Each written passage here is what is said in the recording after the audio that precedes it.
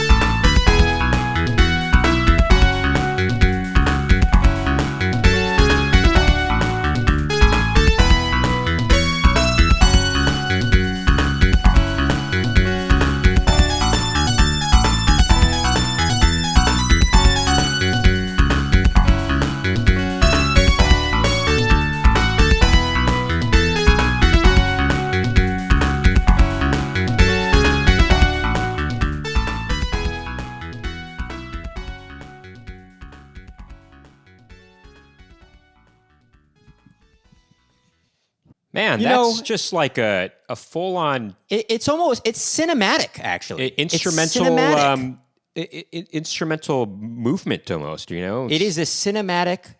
It's cinematic. No, It's really good. There's really a lot good. going on there. There's a lot going.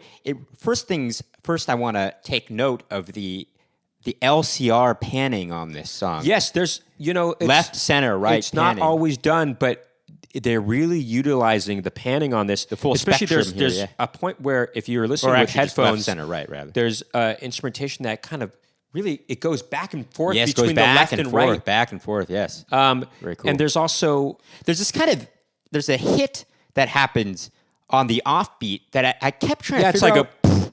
a It was it was a white noise sound that I kind of kept thinking, is this feel right? It doesn't really feel that it's on the beat, but it actually is going with. It's kind of doing the syncopated thing. If you think about it as part of the sum of all Sure. the parts, Well- it's kind of pretty. Well, let's interesting, talk about the actually. style of it. I mean, it's got this Latin flavor to it. You saw us dancing to it because it is a danceable tune. Well, you know? it kind of like this Latin thing, but I also kind of think of it as sort of.